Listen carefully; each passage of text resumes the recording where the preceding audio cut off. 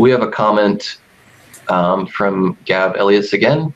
Yeah. Speaking of the new features, there's one which seems to have been slated by many for being a novelty toy that nobody wanted and nobody will ever really use. What are your opinions on the audio expression brushes? I'm yet to delve into them myself. Yes, we haven't spoken about this one yet. Yeah, the audio expression. Okay. Yes, my first impression of this is it's a bit of a gimmick. Yeah. I'm not musically talented myself, despite having played guitar a little bit. And yeah, I looked at it and thought, well, when am I actually ever going to use this? Really, you know. But having tested it quite a lot, it is actually a lot of fun to play with. Yeah. If you do, I mean, I'm very precision orientated. So for me, it throws in an element of non-control, yeah, which for me is kind of scary. However, there are a lot of abstract artists out there, and I can understand how this will be very good for them. Yeah. You know, it does give you a range of abilities to really throw something else in there. Yeah, it's a new art form. It's something that, you know, people have been doing performance art along with music, but now you can really tie the two together. So it is probably something that's going to be more useful to some rather than others. Yeah. If you're a musician, you know, like I'm not going to sit there and talk into my microphone while I paint. That doesn't make any sense. But if I wanted to hook up my keyboard or something through my computer and, you know, play the keyboard with one hand and draw with the other, you know, I could do that. And that might be something fun to do for performance art, or just to have something new to try that I've never done before. You are gonna miss out on precision, because I guess that's kind of the point, you know. In abstract art and in expressionism, take Jackson Pollock, for instance, he just slung paint at a canvas. There was no control there, yet he's, you know, one of the more popular abstract expressionist artists. So some people appreciate that in art and some people don't. And these brushes are really kind of a polarizing feature. You know, some people are like, I hate it, it's a gimmick. And other people are like, wow, this is really cool. This is exactly what I've been wanting.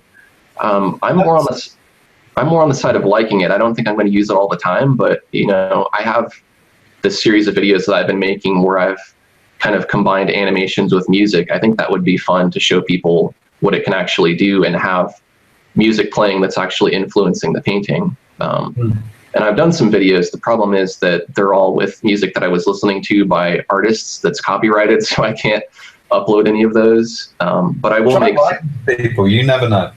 Yeah. Yeah, I could. Some people are friendly. Yeah. Well, I think the problem with that is that the artist owns half of the music, and then the recording studio owns the other half. So you usually have to write both. But there's royalty-free music.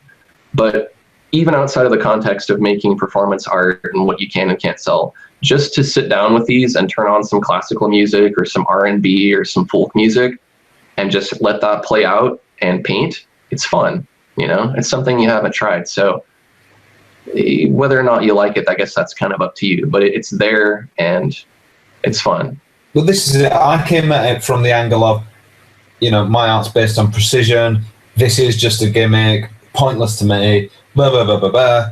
But if I'm not so full of myself and I don't take myself seriously, actually this can be fun. And it's not all about me. There are a lot of abstract artists out there, and a lot of them are digital nowadays. And actually, having used this quite a lot in the beta testing period, actually, this is really good.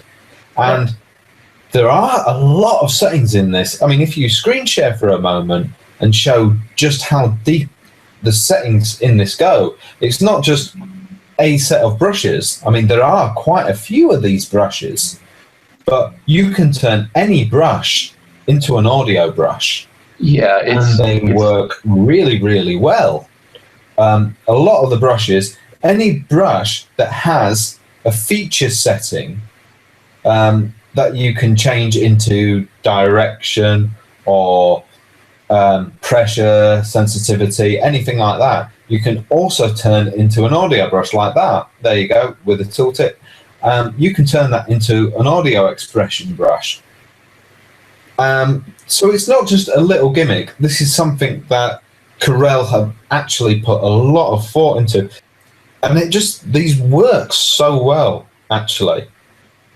When you put a piece of music through an audio brush or through any brush that you turn into an audio brush, I can't realistically, I can't call these a gimmick because they do work so well.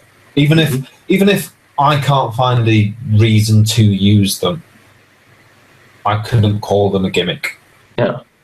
So. Well, there's artists out there, like I would imagine Jeremy Sutton and Android Jones, who do performance art.